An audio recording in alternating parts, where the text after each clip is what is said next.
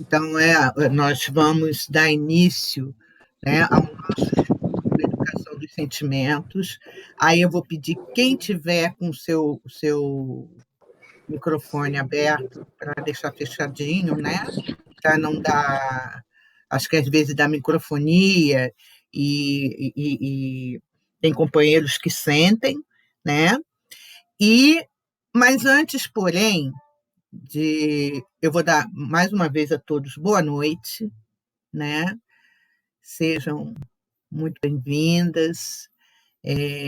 Mais um domingo, graças a Deus, e um mês terminando, não é?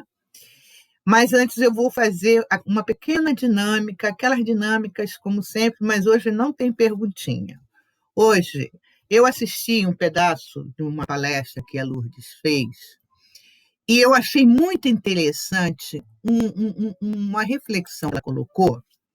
Eu até perguntei para ela, mas como eu sou ansiosa, eu mesmo já fui procurar e já fui buscar essa reflexão. Deixa eu ver, estou partilhando o ecrã. Vamos lá, deixa eu ver onde é que está.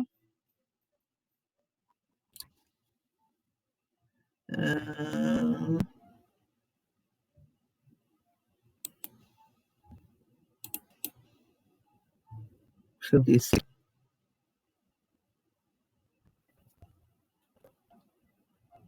Estão vendo? Alguém faz assim positivo? Estão conseguindo ver?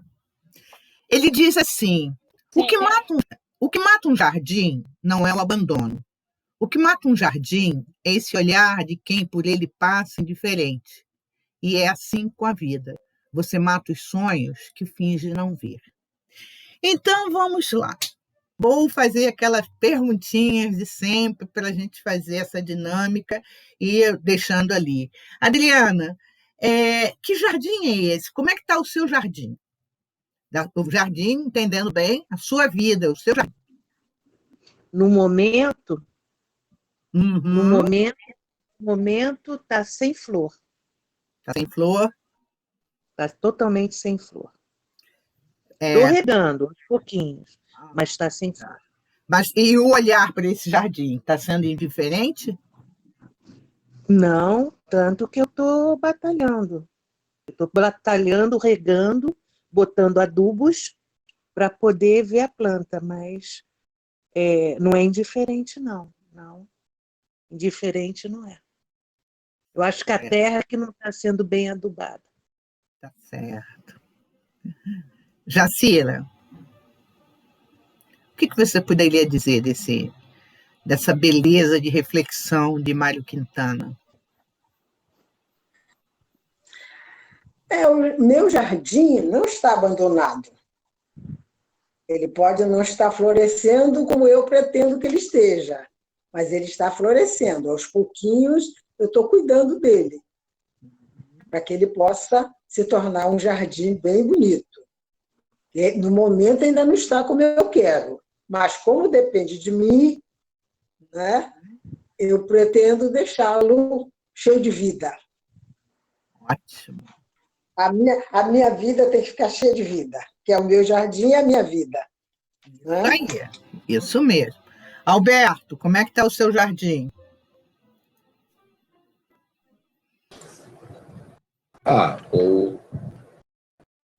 O jardim a gente tem que ter o cuidado todo dia, né? A gente tem que amar esse jardim, seja de que forma for, se esteja florindo ou não, a gente tem que amar o jardim. E como diz Quintana, a gente tem que ter sonhos, porque senão o jardim morre. Então a gente tem que ter metas, objetivos, mesmo com todos os obstáculos. E eu busco seguir, sempre buscando a cada dia acrescentar algo novo, melhorar um pouco e colocar esse jardim sempre da melhor forma possível. Se uma grama cresce de um lado, eu corto. Se um galho está caindo, eu podo. E se não tem sombra, eu busco outros meios para fazer uma sombra. Ou seja, esse cuidado conosco mesmo, a gente tem que seguir fazendo, esse caminho, né, de cuidar de nós mesmos, mas eu posso dizer que no verão, né, com um mês sem chuva, né, para florescer é difícil, né? Isso é uma metáfora, né? Estou até brincando. Claro. Mas eu estou buscando, estou com muita esperança nesse jardim, sabe? Tenho muita esperança de que sempre vai ter algo mais a acontecer, algo mais a acrescentar. Então, eu sigo com fé, com uma fé reta, entendeu? E a gente sabe que a vida é feita de situações, você tem sempre que superar obstáculos. Agora, o estado emocional, o estado interior, a gente tenta sempre cultivar, mas tem situações que te desestabilizam, aí você, de repente, volta a equilibrar de novo. E nesse ajuste e reajuste, a gente vai seguindo, buscando sempre um caminho, mas a gente nunca pode perder a esperança. Isso é, não perder a esperança mesmo, né? Carmen, como é que está o jardim? Meu Deus, que mensagem, que mensagem. Nossa, mas é muito impactante, né? Então a gente vê que a indiferença é pior do que o abandono, né? Que coisa. Enfim, trazendo isso para a minha vida, eu só tenho gratidão no sentido de que eu sei que é responsabilidade minha o meu jardim, mas eu recebo tanta ajuda, às vezes eu esqueço ele, entendeu como é? Às vezes faço de conta que eu não preciso regar, que eu não preciso semear, mas aí vem um jardineiro, vizinho, enfim, trazendo essa metáfora como o Alberto falou, né? Aí vem um jardineiro vizinho, escuta aqui, ó, o jardim é seu, minha filha, vamos botar ele para frente. E assim, Isso aí. é só gratidão, só gratidão. Só para lembrar, tem um estudo de um japonês que ele faz exatamente esse trabalho com arroz, né? Então ele coloca 3, não sei se alguém conhece, não estou me lembrando o nome dele. Bom, ele coloca 3 potinhos, né, com arroz e enche um pouquinho d'água. E aí ele fala que ele faz essa comparação, né? Enfim, é um trabalho para a escola. Então ele fala que as palavras que você imprime em cada copinho, elas são fundamentais. Então, num copinho é o copinho do amor, da gratidão, e aí ele fica durante uma semana e na semana seguinte vai ver o resultado. Então você só fala palavras boas, de incentivo, de motivação para aquele copinho de arroz. Para o outro, você não fala nada, deixa para lá. E o outro é da indiferença. Então, esse do indiferente, errei. Aquele que você não esquece, você fala palavras feias, você fala palavras agressivas, e o outro é o indiferente, é o terceiro copinho, você esquece ele. Dali uma semana, o primeiro copinho que a criançada falou coisas boas, ele floresce, um arroz cheiroso e tudo. Aquele de palavras agressivas mofa, dá um bolor, um cheiro ruim, ou seja, dá um cheiro ruim. Mas o indiferente é o pior deles todos. Dá um bolor, estraga, é uma coisa horrorosa. E ele traz essa reflexão para as escolas, né, para mostrar a nossa ação, a nossa responsabilidade com os jardins, que são as crianças, são as flores, a nossa responsabilidade para com eles. E é bem exatamente aí que é isso aí que o Mário Quintana coloca, e é exatamente isso. Então, a gente tem a responsabilidade, e eu só tenho gratidão para os jardineiros vizinhos, que são os espíritos amigos, que são essas luzes de esses estudos que cutucam o meu ombro e dizem, epa, ó, está na hora de regar, está na hora de semear. É isso. Muito bom, muito bom. Tá certo. Lu, como é que está o seu jardim, Luz?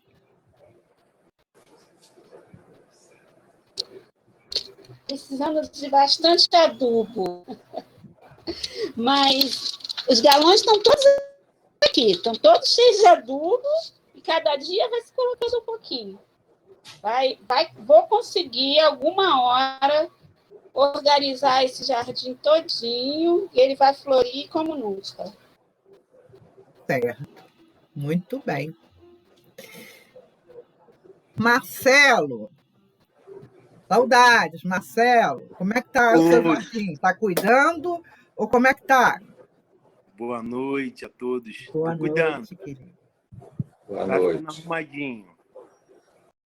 Com o tempo vai melhorar. Ah, é? Tá arrumadinho? Tá ficando arrumadinho. Isso.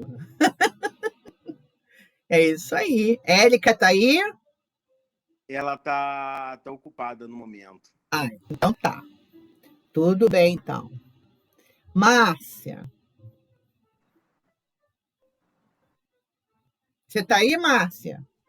Tô, boa noite. Boa noite, querida. Como é que tá o jardim da Márcia? Muito trabalho, né? Eu acho que o jardim tem que ser cuidado todos os dias.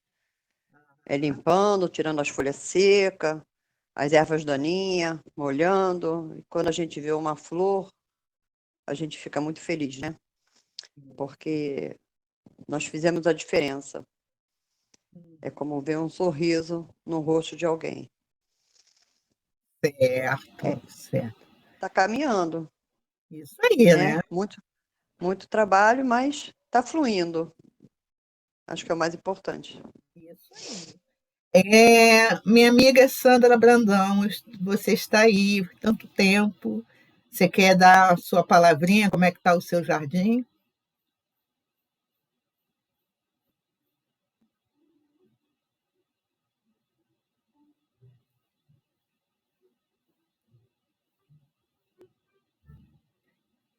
Sandra?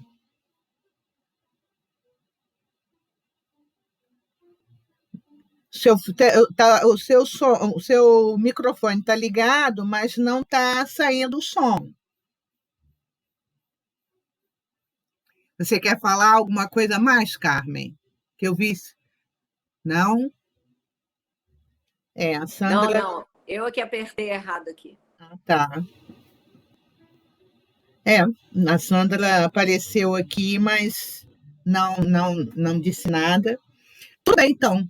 Então, só repetindo, né, o que ele fala, que o que mata um jardim não é o abandono, o que mata um jardim é esse olhar de quem por ele passa indiferente. E assim é com a vida, você mata os sonhos que finge não ver. Como eu falei para vocês, eu consegui, eu vi isso que a Lourdes apresentou uma palestra, né? Eu fiquei assim encantada com essa reflexão, e realmente achei assim algo fantástico, né? Essa colocação e trazendo para a nossa própria vida e trazendo para os nossos estudos que a gente está fazendo. Deixa eu só falar, Sandra, se você quiser falar qualquer coisa, é só me interromper, tá? Porque eu estou vendo aqui que você está, mas está fechado. Bem, então, vou parar de partilhar isso aqui e vamos ao nosso... Rosângela, Oi, fala. Mário Quintana, como poeta, né, ele botou esses sonhos aí, e ele é bem amplo, né? Ele tem uma margem muito grande de você interpretar o que é o sonho. O sonho, para mim, é uma coisa, o sonho para você é o outro. O sonho pode ser um sonho, uma meta, o que eu quero atingir, ou o que eu quero vencer, o que eu quero melhorar. Então, esse sonho é bem abrangente. Com toda certeza, né? E aí, Bezerra, muitas das vezes, colocou para todos nós que a gente deve pegar a mão na charrua, ou seja, no arado, e arar o nosso solo interior, né? Verdade. Então, o nosso jardim, nosso ser íntimo tem que ser arado e aí adubado, como disse a Lúcia, que está adubando, está preparando. Né? E esse adubo a gente tem que fazer germinar, semear, né? para que possa florescer e germinar as coisas boas. Então, é um trabalho a cada dia, né? É verdade, né? E ele é muito assim, ele foi muito assertivo, né? O que mata um jardim é esse olhar, o que mata um jardim não é você abandonar o jardim, mas é você ser indiferente, quer dizer, trazendo para a nossa vida, o que mata a nossa vida não é nos abandonarmos, mas sermos indiferentes a nós, né? As nossas coisas, aquilo que a gente tem de bom e que a gente às vezes joga para escanteio, como a gente vai entrar aqui na aceitação, né? E não valoriza, né? E não nos valorizamos e não conseguimos entender isso daí, né? Então, realmente, a indiferença é a pior coisa que tem, né? E quando nós somos indiferentes conosco mesmo, é pior ainda. É tipo assim, eu não tenho jeito mesmo, não adianta mesmo, né? Nossa, isso daí é terrível, né? Então, se é terrível quando você é indiferente ao outro, imaginemos a nós mesmos, né? Você, eu, espírito, né? Então, eu vou parar de partilhar isso aqui. Vou voltar de novo no ecrã. Vou tentar fazer um negócio aqui, ver se vai dar certo. Ele demora um pouquinho. Não, esse aqui não, meu amor. Deixa eu ver como é que eu saio dessa encrenca aqui. Espera só um pouquinho.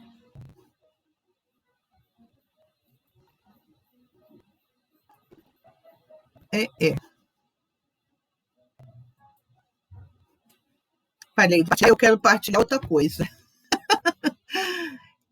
que eu trouxe. Deixa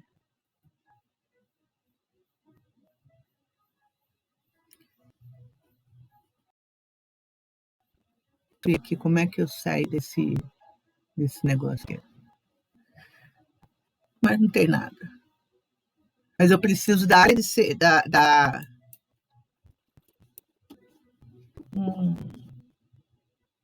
área de trabalho, Kindle. É porque eu baixei no Kindle e eu quero ler vocês esse texto, né, do livro, porque nem todos têm o livro. Ele é muito rico, né? Mas deixa eu ver. Tá aqui, vamos lá.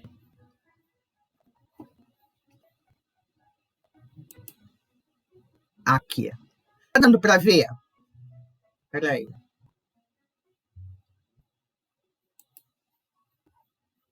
Tá dando para vocês verem? Façam assim positivo. Tá? Tudo bem. Na semana passada, foi bem interessante que nós falamos, vou voltar bem rapidinho aqui, da semana passada, onde nós vimos que falava o seguinte: aceitação não é passividade, porque não sei se alguns lembram, quando nós lemos aqui na aceitação, que diz assim: observe que quanto mais você resiste a uma situação natural da vida, mais você sofre. Lembram, né? Que a gente viu isso, né? E discutimos sobre isso, né? Como nós discutimos que pessoas, por exemplo, que não gostam do verão, aí ela passa o verão todinho reclamando, não vai resolver nada. Tipo eu, né? Passo o verão todinho reclamando, principalmente se eu estiver no Rio, aquele calorão, aquela coisa toda, né? E aí nós vemos também que o Jason Camargo ele fala da resistência, né? Que essa resistência produz um desconforto interior que provoca o sofrimento, né? Quando entra essa questão da aceitação, que quanto mais eu resisto a essa aceitação, mais eu sofro, né? Mas continuando, vamos lá. Aí vamos entrar no nosso tema. Aí ele fala também que aceitação não é passividade. Então eu tenho que aceitar por aceitar. Não, né? Ele fala desse filósofo, desse terapeuta, Eckhart Tolle, né? Que nos diz que a primeira impressão que temos quando ouvimos ou pensamos na palavra aceitar seja aceitar uma pessoa, um fato, ou uma circunstância, é de que estaremos nos submetendo ou subjugando. Geralmente é isso, né? E tem um ditado que eu acho muito estranho, que ele diz: aceita que dói menos. Que nada, não é assim. Né? Não é essa aceitação assim, eu vou aceitar porque não tem outro jeito, vou aceitar mesmo. Né? A aceitação, mas sabendo o motivo por que você está aceitando aquilo ali. Né? Não com passividade. Já que não tem outro jeito, vai ser assim mesmo. Né? E aí, nós vamos entrar sobre o praticando aceitação. Aceite-se como é. Não queira ser outro. Tenha certeza de que cada um se encontra na situação que lhe cabe experienciar na vida. Jacira, é fácil de aceitar-se como é? Não é fácil, mas é um exercício constante. Porque quando a gente aceita, a gente procura entender que nós somos diferentes uns dos outros. Isso. Isso é. E por sermos diferentes, né? Cada um recebe aquela situação de uma forma, né? Ele continua. Cada um experimenta de uma maneira, né? A experiência não é igual para todos nós. Isso aí. E quando a gente observa isso, Carmen, dessa aceitação, não queira ser o outro, e a gente sabe que a gente não tem como ser o outro, mas aí a gente escolhe, às vezes, entre aspas, falando, porque é mais cômodo.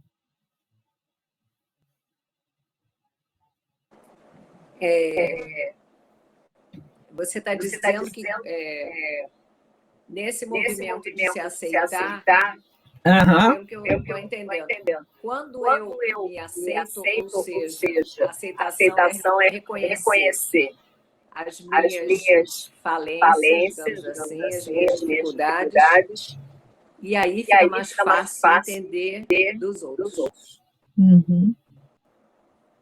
Certo. E aqui ele diz, né? Não queira ser o outro, tenha certeza de que cada um se encontra na situação que lhe cabe experienciar na vida. Logo, não se importe com sua forma física e nem com a sua condição de nascimento. Abençoe isto sim, o lugar em que você nasceu. O que você teria a nos dizer sobre isso, Marcelo? Eu vou até voltar aqui, tá? Até para ler novamente, né? O Jason Camargo, ele diz: logo, não se importe com a sua forma física, nem com a sua condição de nascimento. Abençoe, isso sim, o lugar em que você nasceu. O que o Marcelo teria a dizer sobre isso? Olha, eu só tenho esse. Eu sou filho de uma nordestina, uma pernambucana. Ela conheceu meu pai, não tinha família, teve 3 filhos, homem, passou por poucas e boas. Eu nasci e fui criado dentro de uma favela, dentro de um morro. E o que ela me deu, os valores que ela me deu, são importantíssimos para a minha vida. E eu acredito que se eu tivesse nascido em uma família diferente, não tivesse passado o que eu já passei, eu não seria o Marcelo hoje. Então, eu só tenho a agradecer pelo local, pela minha família, por tudo. Certo. E é tão bom, né? Quando a gente olha, né, Marcelo, olha assim para trás, a gente olha as coisas que nós vivemos, mas ao mesmo tempo a orientação, a educação, né? Hoje a gente para e fala assim, caramba, nossa, como você botou um negócio muito interessante. Se não tivesse tido vamos dizer, a família ou a forma como você a vida como você teve antes, você não seria esse Marcelo que é hoje. Olha só como é que foi, né? Como é que esse jardim da sua vida foi preparado? Por isso que tem honra pai e mãe, não importa, né? Vamos dizer que às vezes você fala assim, pô, mas meu pai deixou minha mãe numa situação, ou minha mãe foi embora, ou não sei o quê. Não importa, honrá-los é importante, é o que a gente tem. E sim, o que transformou, o que ajudou a este Marcelo hoje a estar no seu jardim, como você colocou, que está cuidando, está não sei o quê, e esse Marcelo que vai trabalhar cada vez mais para que esse jardim, que segundo Mário Quintana, não passe, seja um jardim, nem que seja um jardim da Babilônia, o jardim suspenso da Babilônia, tá?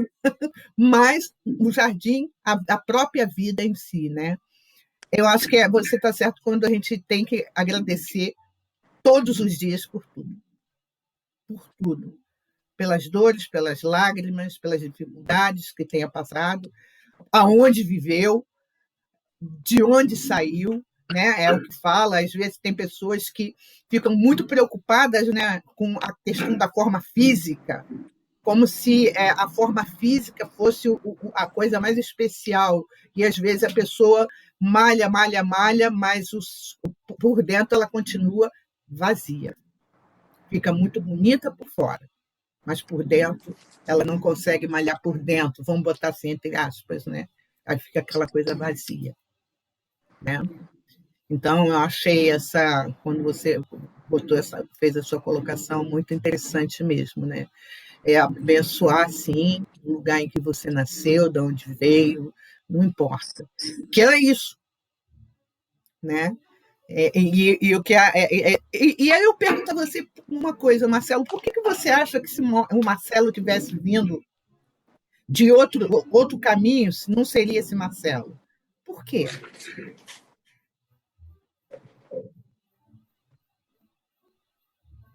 Está sem som. Vazio.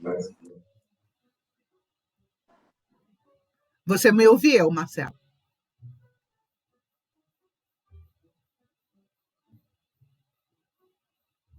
Está me ouvindo, Marcelo? Ele não está me ouvindo.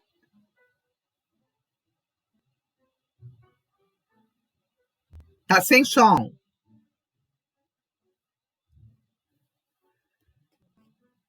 Marcelo, você está sem som. E eu não tenho como abrir o som para ele.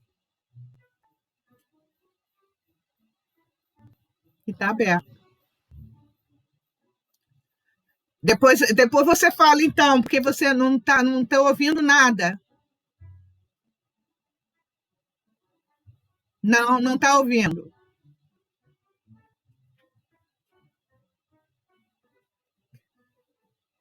Tá? Então, aí continuando, diz assim: não esqueça que você é uma essência divina criada por Deus. Tenha, pois, a plena consciência de seu valor.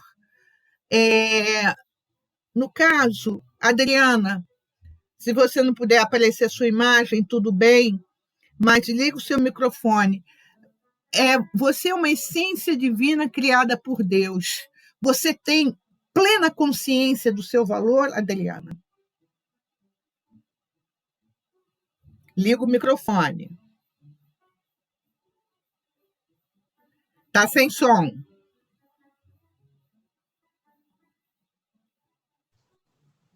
Oi, desculpa. A minha tela aqui estava terrível. Você pode repetir de novo, meu anjo? Posso. Você, aqui, o Jason diz assim: não esqueça que você é uma essência divina criada por Deus. Tenha, pois, a plena consciência do seu valor. A Adriana tem a plena consciência do valor da Adriana? Tem. Eu aprendi a me dar muito valor, muito valor. Infelizmente, eu não tive com o Marcelo essa base, né? Pelo contrário, mas nesse aprendizado que foi eu me erguer, eu me fazer, eu sobreviver no meio daquilo tudo, e hoje eu ter o orgulho dessa minha força, que não é só minha, né?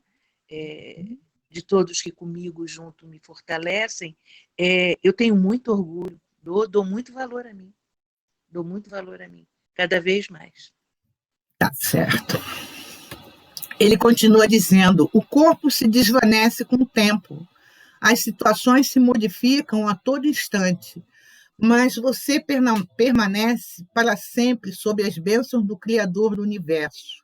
Agradeça a Ele por ter tido a oportunidade de nascer, de crescer e de construir a própria felicidade.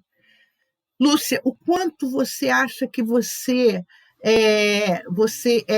tem essa gratidão por estar nesse universo, por estar nesse mundo, por estar passando tantos desafios, por estar sendo Lúcia?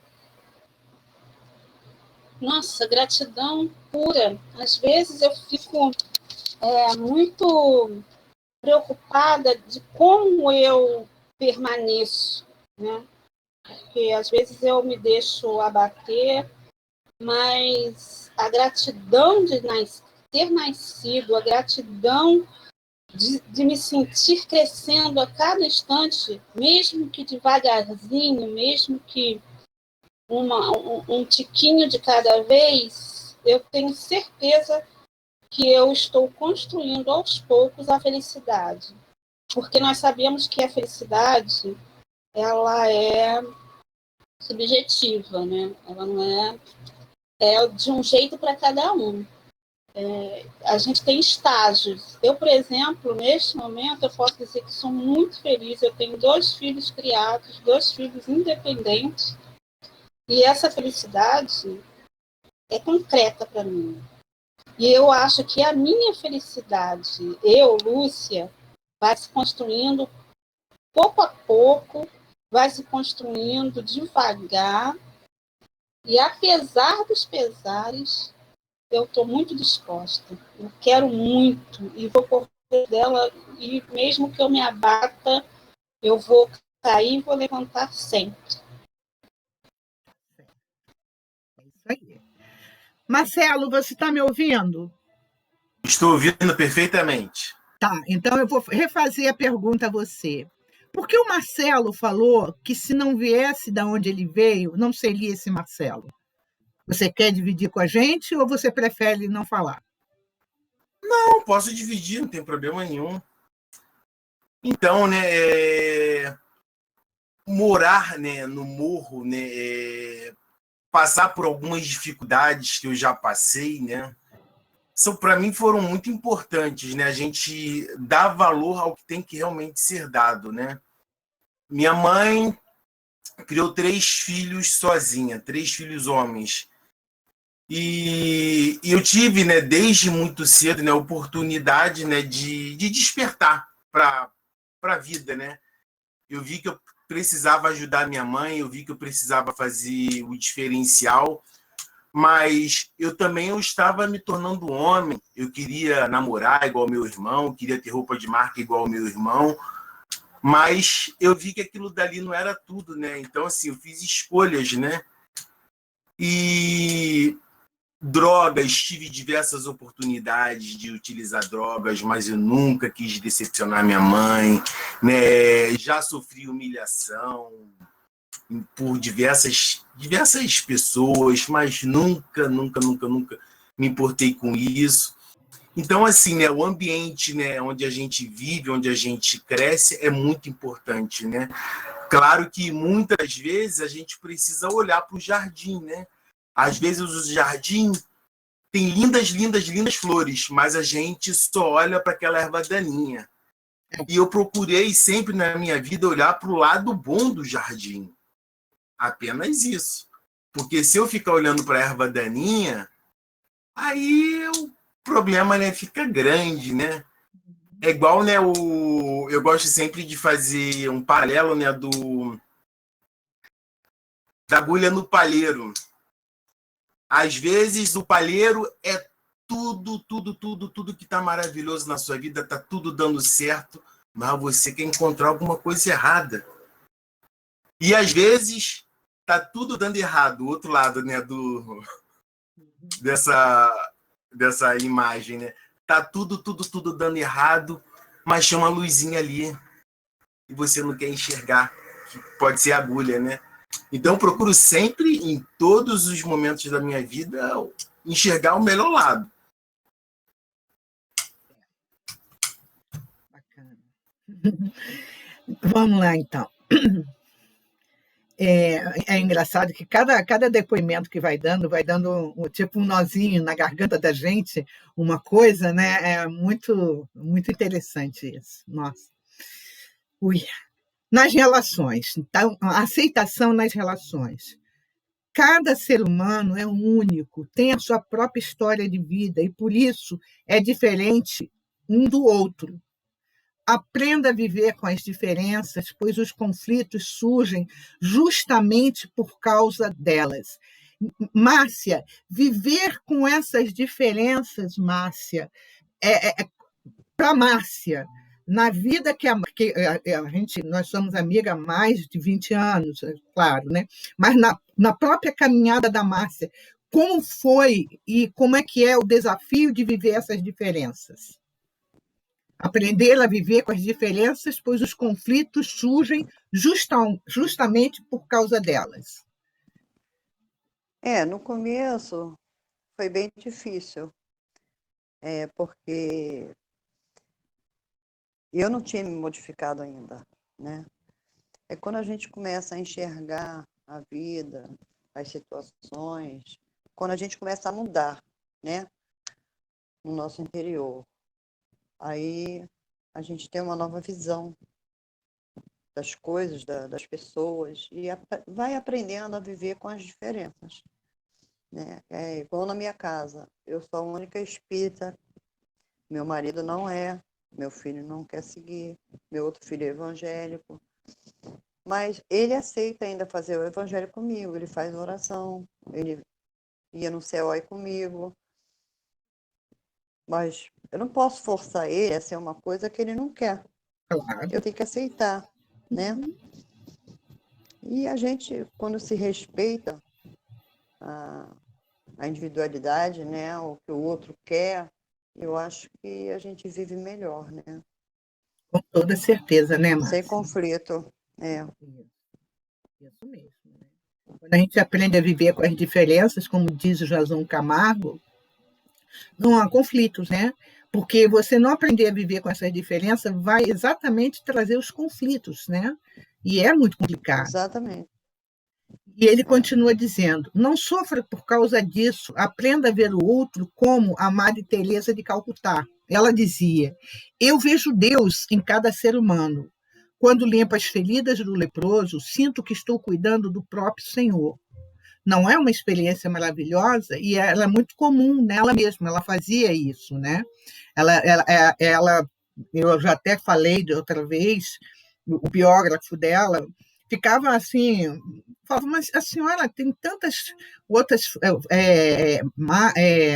noviças que podem fazer o trabalho que a senhora faz, que ela saía, ela catava pelas ruas lá de Calcutá, nos bueiros, pessoas, a gente tenta imaginar pessoas morando em bueiro, e tinha pessoa morando em bueiro. Tem um caso que sempre me chamou muita atenção, em que ela catou um homem, a cabeça dele era só bicho. E aí ela tirando, limpando, ele virou para ela e falou assim, madre, eu sempre me vi como um animal, mas eu sei que hoje eu vou morrer como um homem. Quer dizer, e ela ali tirando aqueles bichos da cabeça, né? E vendo naquele irmão Deus, né? Vendo naquele irmão, Jesus vendo naquele irmão o próximo mesmo, né? E quando a gente começa a trabalhar isso em nós, fica, aí a gente volta ao jardim de Mário Quintana, quando deixamos de ser indiferentes a nós mesmos, nós vamos fatalmente deixar de sermos indiferentes à dor do outro, né? Porque aquilo que eu não quero para mim, eu não quero para o outro. E se o mundo tivesse, vamos dizer, seguisse só isso, não faça ao outro aquilo que você não quer, seria um mundo maravilhoso, né? Mas realmente vivemos num mundo de expiações e provas e o ser humano ele ainda não conseguiu despertar para isso. E a gente está vendo isso muito, infelizmente, até na própria pandemia, né?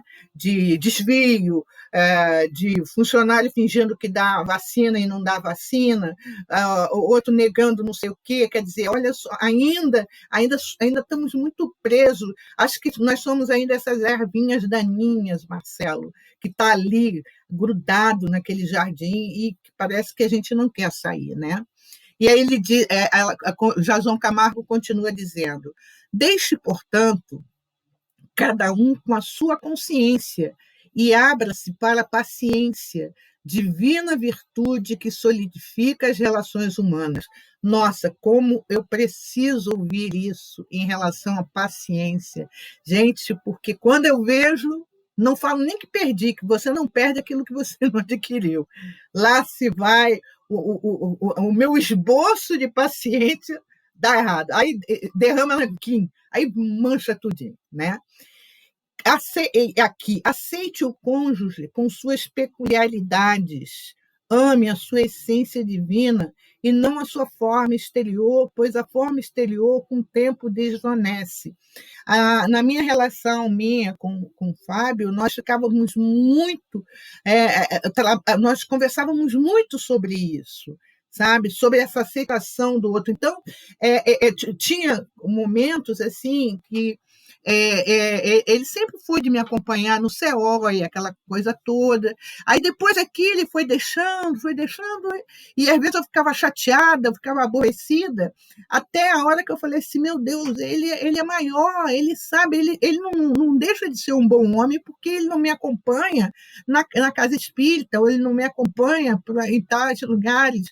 Eu tenho junto a mim um companheiro maravilhoso, mas ele tinha a escolha dele, né? Então, quando a gente aceita o outro, e aqui ele cita o exemplo do cônjuge, e amar a sua essência divina, é porque esse é o caminho.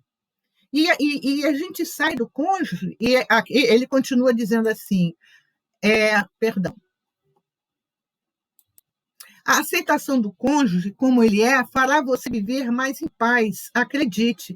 E, infelizmente, o que a gente vê muitas vezes é essa dificuldade de relações exatamente por isso. Lógico, não é aceitar o cônjuge, por exemplo, se o cônjuge é um cônjuge violento. Não é isso, né? É dentro da normalidade, né? Às vezes, mas também não é tiranizar-se, né? Eu tenho uma amiga que o companheiro ele sempre quer que ela o acompanhe nas coisas dele, mas ele não acompanha nas coisas dela. Mas é uma relação que eles têm que resolver, né? Então, se essa relação não é uma relação que, infelizmente, nós temos visto, principalmente no nosso país, muito feminicídio, muita violência, é exatamente por essa falta de amor, porque lembram que acho que ela foi uma novela que teve, né? Quem ama não mata, ou documentário, alguma coisa assim, porque quem ama não mata, né? Quem ama liberta, né? E eu falo dos dois lados da vida, tá? Tanto do lado aqui físico como do lado do desencarnado também, né? E a gente vê isso muito estudando o Nosso Lar no sábado, né? A neta da mãe de Lísias, que sofria porque ela desencarnou com tuberculose, deixou o noivo e ela não conseguia aceitar a condição dela, né? Queria que o noivo viesse também. E a avó fala: filhinha, você é muito tolinha, ele vai ter que seguir a caminhada dele, você vai ter que se fortalecer, que um dia você vai precisar ajudá-lo. E esse viver em paz, esse viver assim, com o cônjuge pacificado, cabe aos dois, né? Cabe aos dois. Às vezes, né, infelizmente, eu tive amigas que o marido deixou porque simplesmente a esposa engordou. Ele queria uma pessoa maravilhosinha, bonitinha, como se fosse só o corpo, e não é. E outra coisa ali, aceite também o filho com as suas dificuldades e não espere a perfeição de ninguém, pois você também não é perfeito. Isso aqui toca muito de perto, né, a alguns pais que não aceitam o filho. Às vezes o filho tem, vamos botar assim, a tribo dele e tem o jeito dele, né? E às vezes quer o filho a imagem e perfeição do pai. Por exemplo, aquele pai que é médico quer que o filho seja médico, o filho quer ficar na área de gastronomia. Ele não quer ser médico, ele não quer ser advogado. Quantos filhos, às vezes, fazem a faculdade, chegam e falam para o pai: toma o diploma aqui para você. Acabou, agora eu vou seguir minha vida. Né? Como diz aqui o Jason, aceite também o filho com as suas dificuldades e não espere a perfeição de ninguém, pois você também não é perfeito. Como resultado, você terá um notável bem-estar interior. Quer dizer, quando a gente aceita o outro da forma que o outro é, lógico, conversando, olhando o outro como espírito, não vamos ter tanto sofrimento como a gente tem. Porque o que muito dói na gente é porque a gente vive na expectativa. Eu fiz isso, fulano tem que fazer a mesma coisa. Eu dei um monte de rosa para o jardim dele, ele tem que me dar um monte de rosa para o meu jardim. Não é assim. A vida não é assim, né?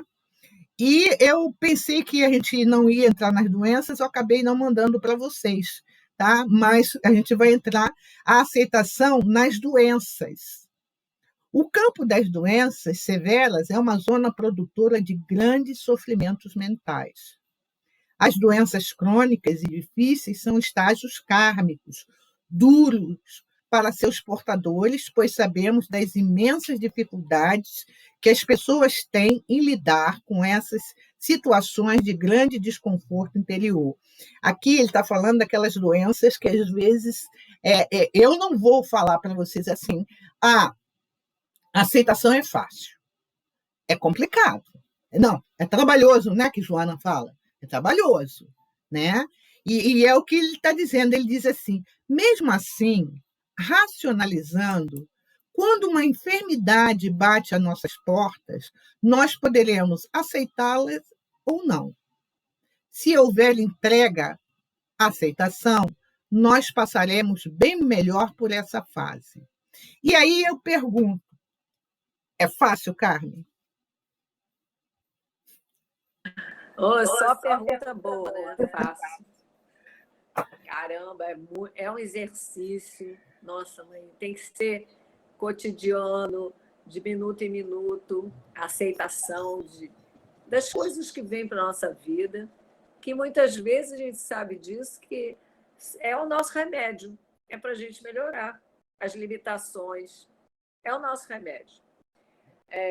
Esse olhar de compaixão que a gente precisa ter, né, como você falou antes, né, que Jason fala sobre você respeitar como o outro e aí falou do cônjuge. Nossa, isso aí é um desafio gigante, porque a gente sempre acha que a gente que sabe o melhor, que a gente que está com a verdade. Então, Jesus cansou de mostrar para a gente isso. E ele morreu na cruz para nos mostrar o perdão, que é exemplo melhor do que esse para a gente. A aceitação de tudo que ele viveu, aceitava, não era passivamente, vamos dizer assim. Ele se colocava, ele era enfático em tudo que ele fazia. Então, é um exercício cotidiano e a gente tem só gratidão pelas oportunidades, até da doença, da limitação, que são, muitas vezes, o remédio amargo que a gente precisa para mudar o rumo. E ele continua: se ao contrário ocorrer uma resistência pertinaz e forte, nós estaremos produzindo um grande sofrimento interior. E é verdade, né, gente? Às vezes a gente fala assim, mas se a fulana aceitasse que logo essa enfermidade, só quem vive o problema é que sabe, né?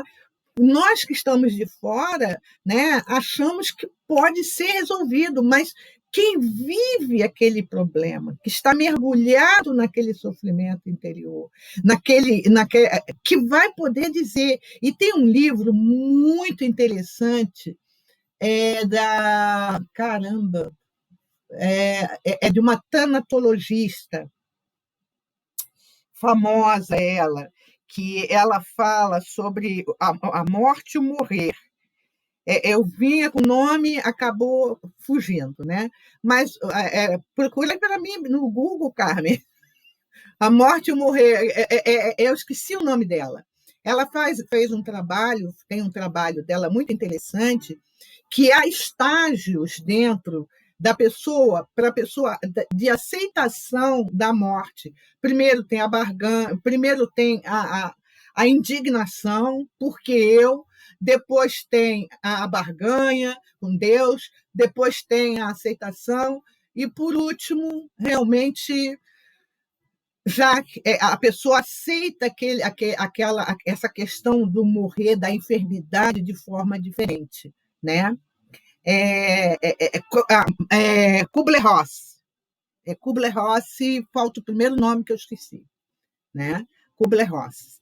Ela fala muito sobre isso, né? E como ele diz aqui, se você bota uma resistência forte, pertinaz, produz grande sofrimento. E aí a gente não fica só na... Encontrou alguma coisa? Elizabeth Kubler-Ross. Elizabeth Kubler-Ross. Esse livro tem, eu acho que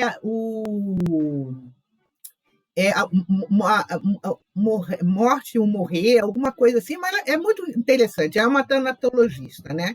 Ela que começou esse trabalho exatamente com as pessoas que estavam em fase terminal. E hoje tem um trabalho que eu não sei o nome. Não é, Rosângela, não é o nome, não é morrer.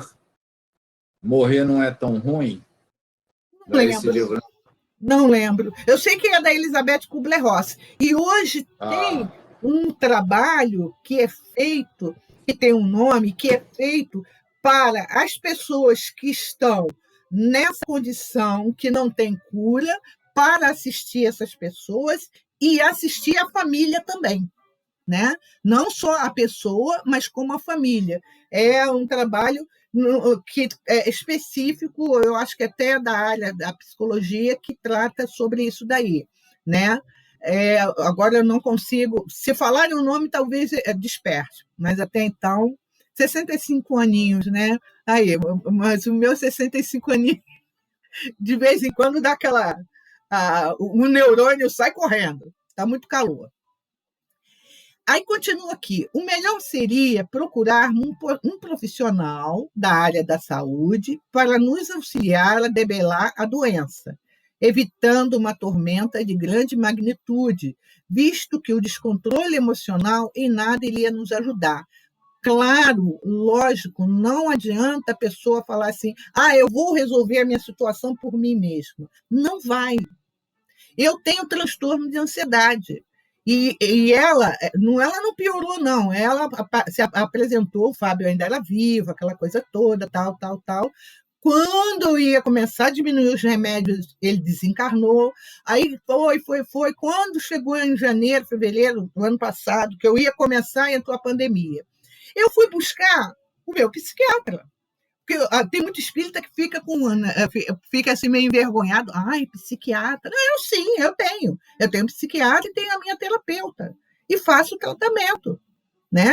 Então, há situações em que você precisa, para ajudar a trabalhar a doença, a trabalhar a aceitação.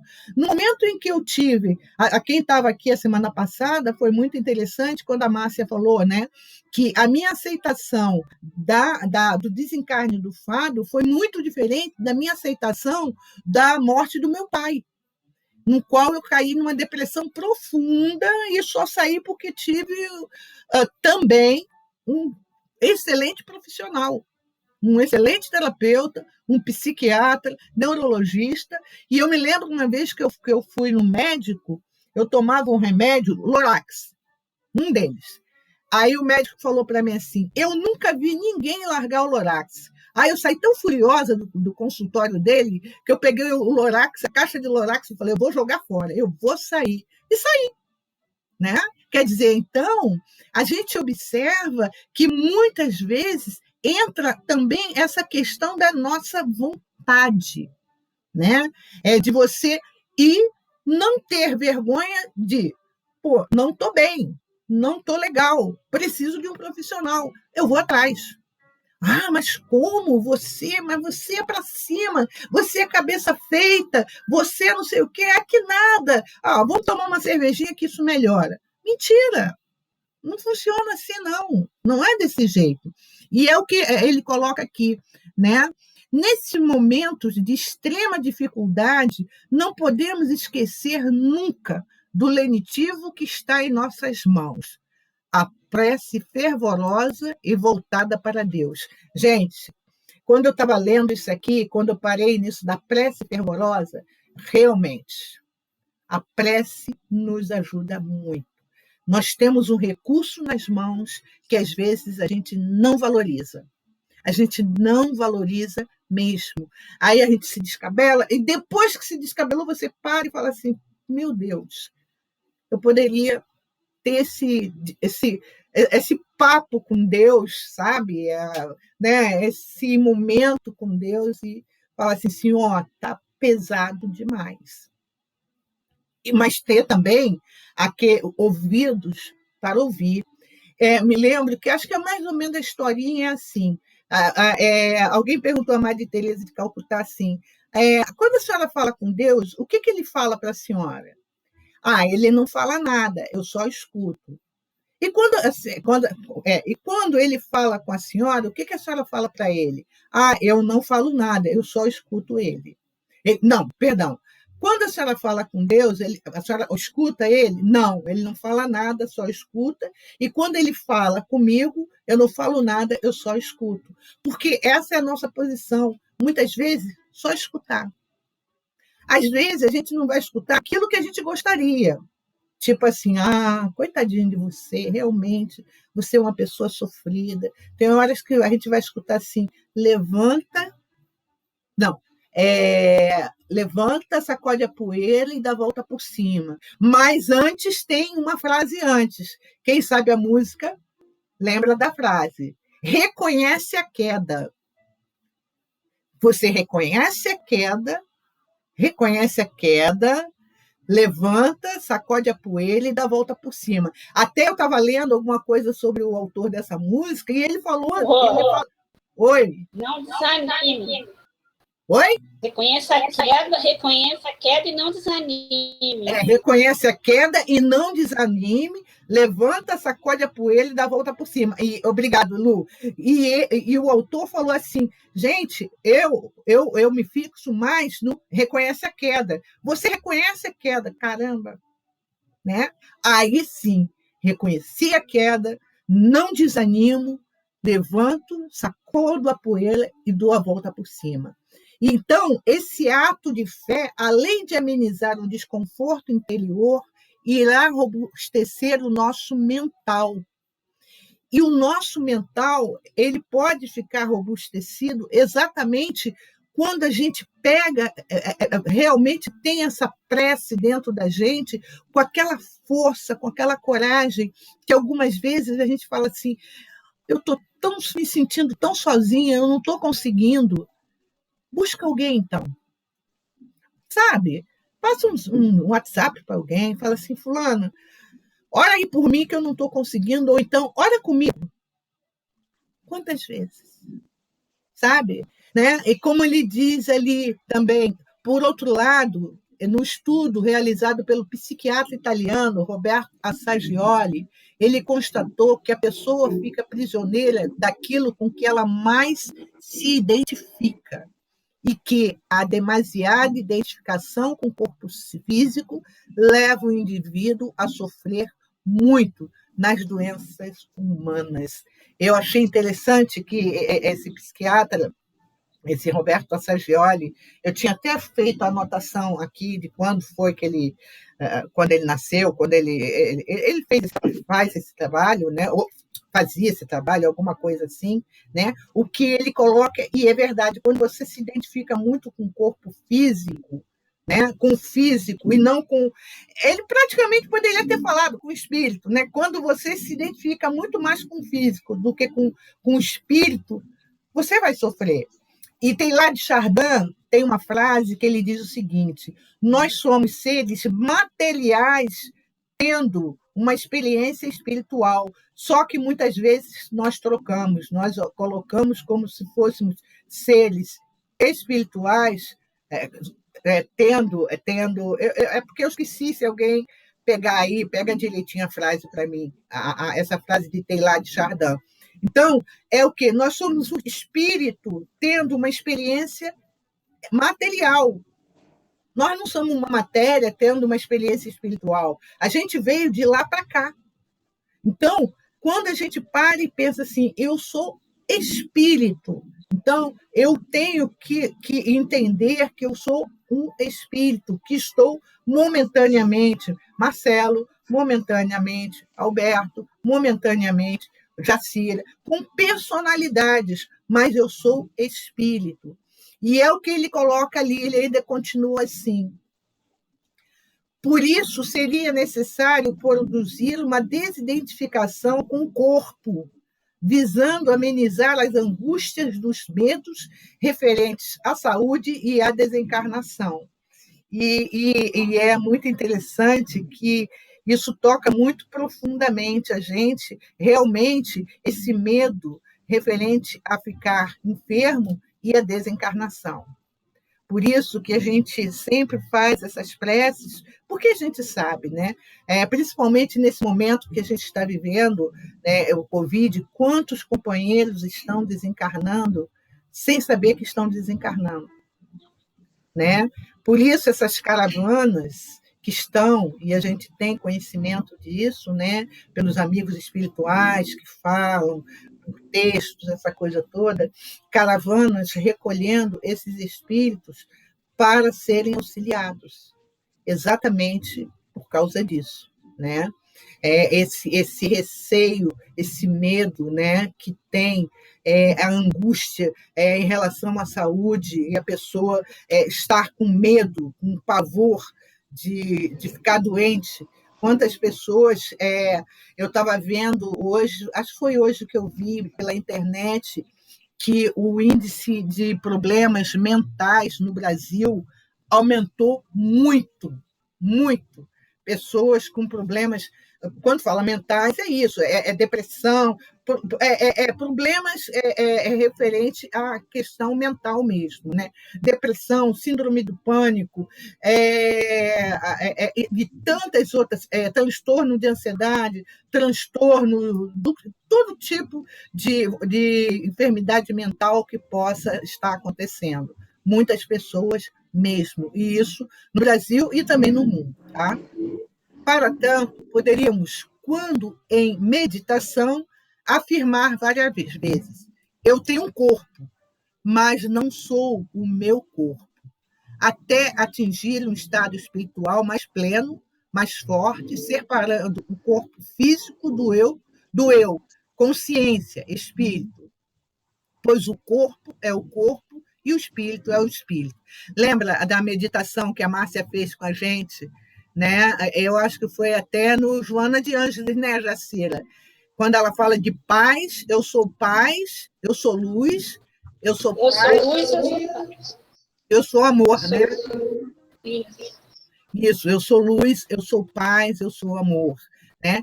E eu até coloco para vocês, quem não faz o estudo de Joana de Ângeles, gente, não perca, porque é muito, muito bom mesmo. Tem hora que ela toca nas nossas feridinhas que a gente não quer, e quando a gente vê, ela é danadinha, né? Mas é muito bom mesmo, tá? E aqui o Jason continua, né? Ele continua dizendo: o corpo físico virá um dia perecer, o que é natural, mas o espírito irá permanecer para sempre. Então, é ele que deve comandar o processo nas relações mente-corpo. Então, quem tem que comandar todo esse processo não é o corpo material, é o espírito. Nós somos, quer dizer, eu, o espírito, nós somos espíritos que estamos tendo essa experiência essa experiência carnal que nós estamos vivendo, nessa experiência que muitos de nós tivemos os nossos jardins abandonados, alguns de vez em quando passa, olha para o jardim, noutra hora fica indiferente, mas tem hora que volta e fica feliz porque vê uma joaninha aqui, outra joaninha ali, né? Então, é o que o Jason Camargo nos convoca exatamente para que a gente comande esse processo nas relações de mente e corpo. E ele diz ainda que o Assagioli ainda diz que é uma heresia psicológica dizer eu estou cansado. O eu não pode estar cansado. O corpo está cansado e transmite ao eu uma sensação de fadiga, o que é muito diferente, né? Mas é o hábito, né? Eu estou tão cansada hoje, gente. Não, teu corpo está cansado. E, às vezes, a gente cansa o corpo agindo de forma, às vezes, até inconsequente, fazendo além do que o nosso corpo suporta, né? É como se a gente macerasse esse corpo, e tem no Evangelho, se quer macerar, macera então o espírito, não o corpo, né? Passa a sofrer então o seu espírito, não o corpo, porque esse corpo é um templo sagrado, é onde nós estamos momentaneamente, e vamos ter que dar como a gente pode falar, vamos ter que falar, né, o que fizemos com ele. O que eu fiz com ele?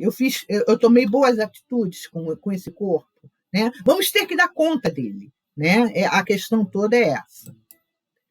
Essa desidentificação é importante para deixarmos de ser escravos do corpo e venhamos a sofrer menos quando aparecer qualquer doença, né? Porque tem aquelas pessoas que são hipocondríacas, então, dor de cabeça, toma remédio. O fulano tomou isso, toma aquilo. É como se, eu não posso ficar doente. Muitas vezes, eu não vou mentir para vocês, várias vezes mesmo, principalmente que estava muito recente da partida do Fábio, eu falava assim, não, eu não posso ficar doente. Eu não posso ficar doente porque eu tenho meus bichos. Eu não posso ficar doente, porque senão como é que vai ficar as coisas, né? Eu me lembro que o Natal do ano retrasado, aí eu fiquei assim, eu não posso ir para o Natal no Rio porque como é que vai ser os meus bichos tal? E aí me deu uma crise de ansiedade e eu liguei para uma amiga que ela presta serviço aqui em casa, ela falou, você pode ir que eu vou cuidar. E eu fui, a pressão subiu, porque eu me achava, né, até então, que eu não poderia ter nenhum tipo de enfermidade. Não posso, né? Você quer falar, Carmen? Eu estou vendo a mãozinha levantada? Não? Então tá. Então tudo bem, né? Então, tem hora que, né, não tem jeito. Se você ficou enfermo, ficou, né? Lógico, nesse momento da pandemia, eu tenho todo o protocolo e sigo todo o protocolo que tem que seguir, evidentemente. E não vai ser no dia que eu for vacinada, no outro dia eu vou estar lá no shopping, Não, máscarazinha, tudo direitinho. Aquele tal negócio, se eu não quero cuidar de mim, eu pelo menos, eu uso a máscara pelo outro. Tudo bem que eu não... essa besteira, máscara... Não, usa máscara. Não quer usar por você? Usa pelo outro. Não tem problema. mas usa pelo outro. E como ele diz assim, se o corpo está doente, repetindo, né, aceite a enfermidade com calma, não se apavore e tome atitudes para debelá-la. A própria doença é uma fase de experiência para o indivíduo. Não se esqueça de que tudo passa. O meu problema, e eu falei a semana passada, quando a Márcia estava presente, que quando eu caí em depressão profunda em 97, é porque eu me considerava, eu era vice-presidente do CEOI. Como eu, vice-presidente, como eu ficar doente? No momento em que eu comecei a bater de frente com a minha enfermidade e não querer aceitar, eu estava piorando as coisas. No momento em que eu comecei a aceitar que eu era normal com qualquer pessoa. Olha só, né? Você se colocar numa posição, eu não posso porque... Não! Isso faz parte. Né? E eu me lembro, eu gostaria, se você desejasse, Alberto, um dos estudos, você fez um depoimento muito bacana em relação à sua enfermidade, né? Acho que você teve uma certa luta com ela. Você gostaria de colocar alguma coisa para a gente em relação a isso? Tranquilo. Nós somos espíritos e a tomada de consciência ela é gradativa, né? A gente vai adquirindo e quando a gente tem esse entendimento, facilita, né? Porque a gente vê que se o espírito, toda doença, o espírito é que está doente. Se a doença drena para o corpo, a origem está no espírito. Então, por isso, mente sã, corpo são. Se a mente, que faz parte do espírito, está são, o corpo é são. Se a mente está doente, o corpo vai drenar alguma coisa para o corpo. Então, essa relação com a doença é uma relação que você vai conquistando a consciência passo a passo, né? Você tem todos os estágios de resistência, você vai galgando, vai tomando consciência gradativamente, e depois você, dependendo da pessoa, você se pacifica, você vê que isso faz parte. Toda doença acaba sendo um ensinamento para todos nós, né? Porque se existe um desajuste, esse desajuste precisa ser resolvido. E a doença surge devido ao desajuste do espírito. Então, é um grande sinal. Opa, se eu estou doente, algo precisa ser reajustado. E quando você, no passo a passo, vai tomando consciência, as coisas vão acontecendo. Não é fácil, cada um tem o seu caminhar, cada um tem o seu processo, cada um é uma individualidade, cada um tem o seu caminho, a sua maneira, o seu tempo, né? Mas isso aí, no final, você vê que você não é o corpo, você é o espírito, e que o espírito precisa ser trabalhado, que é o jardim, a gente precisa cultivar, né? Então, o equilíbrio, o bem-estar, você precisa cuidar de si mesmo, buscar o autoconhecimento para buscar entender-se melhor, e aí tudo flui melhor, você passa a caminhar melhor no caminho de lidar com a doença, né? E aí passa até a aceitar com mais consciência. Você passa a ter entendimento maior do que está acontecendo contigo. Mas isso tudo é um processo muito de cada um. Tem pessoas que estão num estágio, outras estão em outros. E também tem doenças e doenças, né? Você, por exemplo, eu tenho um amigo meu que ele está com um câncer muito forte, muito agressivo. E você lidar com uma doença nesse nível, né? Porque é uma prova, uma exigência para a pessoa muito grande, né? Então, é casos e casos. Quando eu tive a minha patologia no estágio mais elevado, foi muito difícil, mas gradativamente eu fui superando E hoje eu vejo que foi uma bênção, como diz Jesus Gonçalves, né? Agradecer as chagas redentoras, entendeu? Obrigada. É isso. Isso aí. Vamos terminar só esse no emprego. Deixa eu ver. Ele é bem pequenininho. Não, eu vou fazer. A gente vai parar nesse aqui, porque eu vou partilhar outra coisa. Então, marcando que nós vamos parar no emprego e vamos entrar no item B, o medo. O medo por carência, o medo por estímulos, o medo imaginário. A semana que vem vamos falar muito sobre essa questão do medo. Então, vou vir aqui. Eu estou com medo. Está com medo? Só para a gente... falta 11 minutinhos e eu quero que vocês, mais uma vez, hoje me deu vontade de falar de jardim. Então, vamos lá. Onde é que está?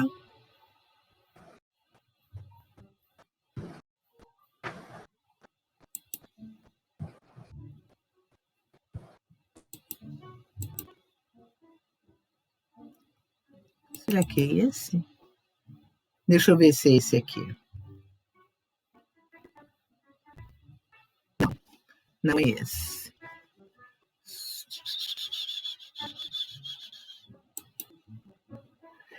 Deixa eu ver aqui. É para nós terminarmos.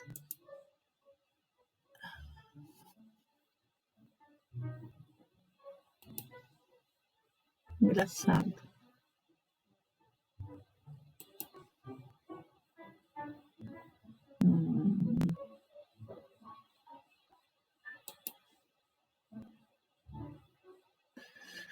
Ai, que pena.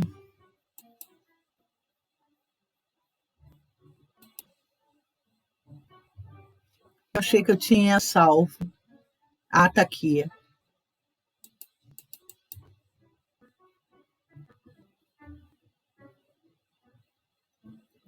Todo jardim começa com um sonho de amor. Antes que qualquer árvore seja plantada ou qualquer lago seja construído, é preciso que as árvores e os lagos tenham nascido dentro da alma. Quem não tem jardim por dentro não planta jardins por fora e nem passeia por eles. E eu gostaria que cada um se colocasse nesse pensamento que está aqui, né? Deixa eu do slide atual. Dá para você repetir? Vocês estão vendo, não? Peraí. Estão vendo ou não? Não. Não? E agora? Não? Agora também não?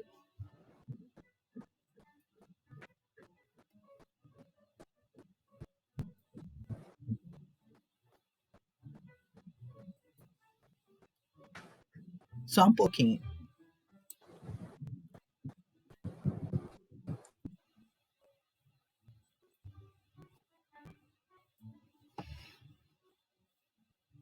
Não está vendo nada, não?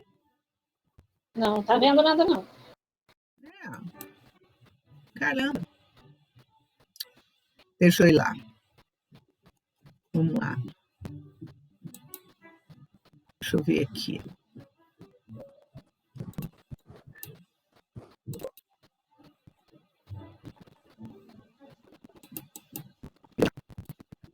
Estão vendo agora? Sim. Oi. Estavam vendo? Ela sumiu. Sumiu? Não é, mas a gente vai ver lá. Agora. Estão vendo? Agora sim, sim. Tá. Ele diz assim: todo jardim começa com um sonho de amor. Antes que qualquer árvore seja plantada ou qualquer lago seja construído, é preciso que as árvores e os lagos tenham nascido dentro da alma. Quem não tem jardins por dentro, não planta jardins por fora e nem passeia por eles. Para terminar o nosso estudo de hoje, eu gostaria que a Adriana colocasse alguma coisa sobre esse jardim por dentro. Já você falando sobre o jardim por dentro de você, como está indo. Você está me escutando? Tô, pode falar. Está me escutando? Ah, Tô. tá. Porque para mim aqui tá ficando terrível a tela. Que eu entendi como sendo aquela consciência que a gente tem, né? Mal comparando, quando, por exemplo, uma pessoa fuma, enquanto ela não desejar parar, todo mundo pode dizer para ela: olha, o cigarro faz mal. Pá, pá, pá, pá, pá. Enquanto ela não tiver essa consciência e ter essa ação, ela realmente não vai plantar, né? Nesse sentido. Então, eu entendi isso. Tem que nascer dentro da gente esse desejo, essa vontade, né? E a ação, né? Querer fazer uma ação, seja ela qual for. Tá certo. Jacira. Meu Deus. Peraí, já abri. O jardim é um sonho de amor. Então, as sementes que eu tenho que ter dentro de mim têm que ser sementes boas. Eu só posso semear para conquistar, para poder ter condições de depois eu ver isso brotar e frutificar e florir, se tiver coisa boa dentro de mim. Então, se não for assim, o jardim, eu não vou poder passear por esse jardim e nem vou poder ver esse jardim crescer. Porque se eu não plantei nada, não reguei nada, como é que ele vai crescer? Eu tenho que sonhar primeiro esse sonho de amor, através das sementes do bem dentro de mim, para poder esse jardim frutificar, florescer. Senão, não tem condições. Certo. Lu.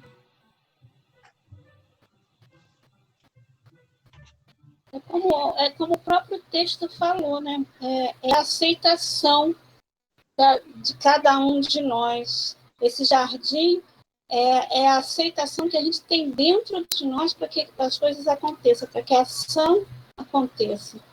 Então, é cultivar mesmo, como a Jacira falou, semente por semente, para que ele cresça e para que ele se desenvolva. É isso. Marcelo. Olha, eu acredito, né, sendo redundante aqui, né, que o jardim, né, começa com um desejo, né, com um sonho, e que se nós não trabalharmos, né, na chuva, no sol, em qualquer temperatura, né, para pôr em prática, né, esse nosso desejo, né, a gente não vai transitar, né, por esses jardins, né?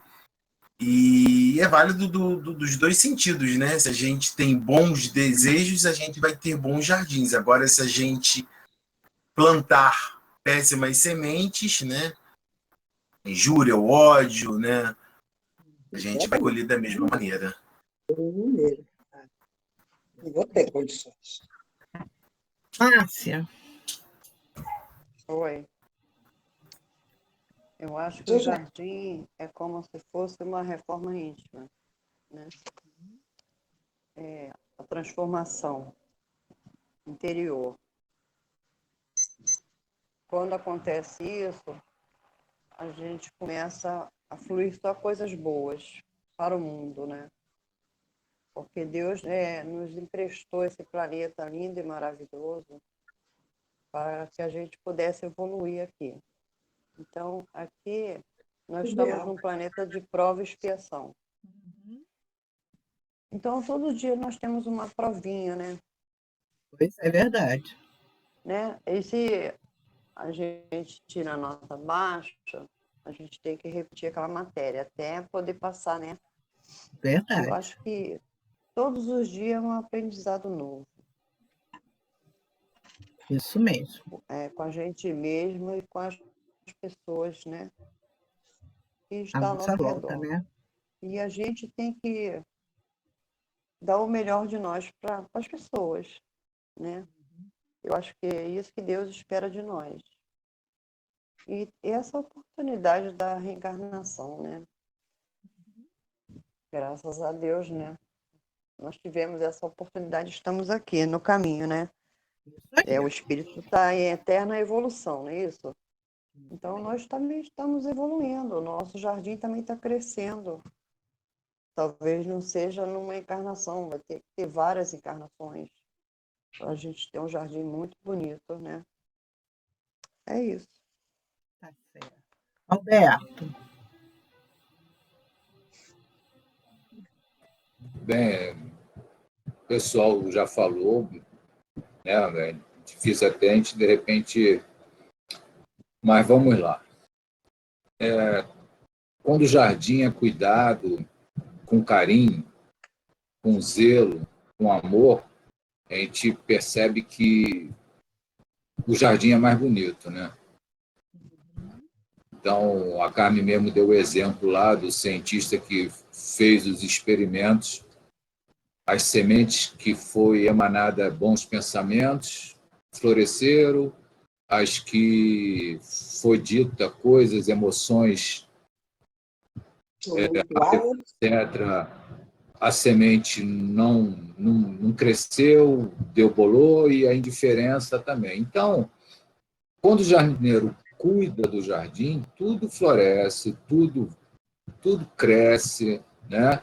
Então, é o cuidado que a gente tem que ter conosco mesmo, né? Nós teremos que ser o jardineiro de nós mesmos, então a gente tem que ter o alto amor, o alto perdão, a autoaceitação, a gente tem que ter a caridade conosco mesmo, né? Cuidar de nós mesmos, não de forma egoística, individualista, mas no sentido de autoconsciência, autoconfiança e autoamor, cuidar daquilo que somos nós, porque se nós não cuidarmos de nós mesmos, como é que fica? Esse cuidado verdade, né? mesmo. Então, o caminho é esse, a cada dia, mesmo com erro, mesmo depois o acerto, mas a gente nunca deve se culpar, tem que seguir sempre em frente, que nós somos falíveis, estamos num processo de aprendizado, cada dia estamos amealhando, conquistando o entendimento, o despertar ele é gradativo, a tomada de consciência é gradativa, então a gente tem que cuidar desse jardim com calma, né? Mas com perseverança, com esperança, com otimismo, e sempre vendo que há uma saída. Às vezes, se uma planta seca, a gente tenta podar ou tenta mudar de lugar, tenta botar um adubo a mais para ver se ela cresce vigorosa de novo, e o cuidado é esse. O cuidado conosco mesmo, esse trabalhinho diário, né? de caridade conosco, de alto amor, é isso. Tá certo. Eu não sei se é Sandra ou se é o Paulo Brandão quer falar alguma coisa.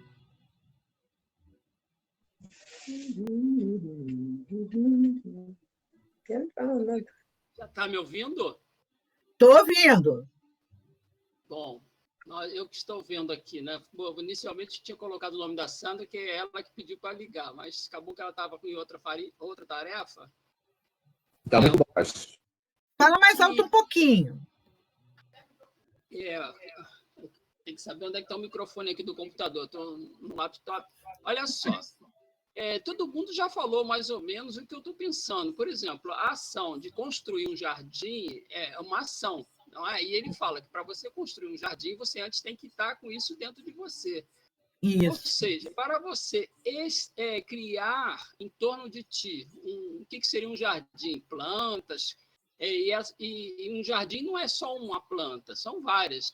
Se a gente trocar a palavra jardim por amizades, companheirismo, nós vamos ver o seguinte: nós iremos construir uma rede, né, de amizade, de companheirismo, se nós, dentro de nós, tivermos essa sintonia, essa preparação para conviver, que somos seres sociais, não fomos criados para viver sozinhos.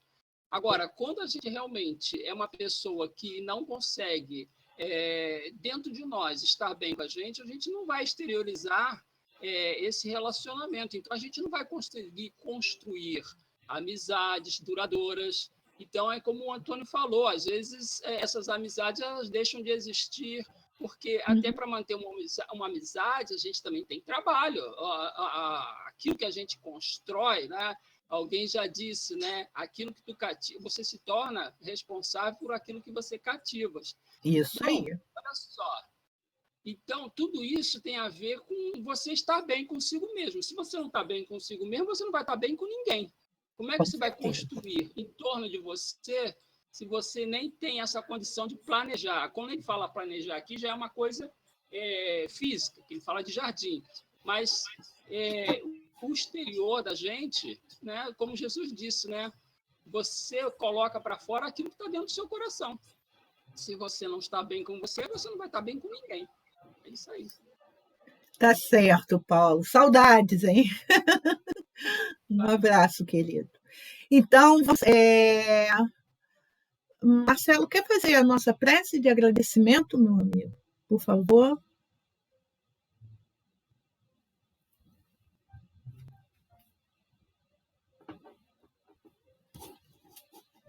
Deixa eu parar de partilhar isso aqui. Voltar. Pronto. Posso? Pode. Senhor, fazei de mim um instrumento de vossa paz. Onde houver ódio, que eu leve o amor. Onde houver ofensa, que eu leve o perdão. Onde houver discórdia, que eu leve a união. Onde houver dúvida, que eu leve a fé. Onde houver erro, que eu leve a verdade. Onde houver desespero, que eu leve a esperança. Onde houver tristeza, que eu leve a alegria. Onde houver trevas, que eu leve a luz. Ó Mestre, fazei que eu procure mais consolar que ser consolado, compreender que ser compreendido, amar que ser amado, pois é dando que se recebe, e é perdoando que se é perdoado, e é morrendo que se vive para a vida eterna. Amém. Nada como Francisco de Assis no nosso jardim. Lindo, muito bom. No nosso jardim interior, né? Deixa eu terminar aqui.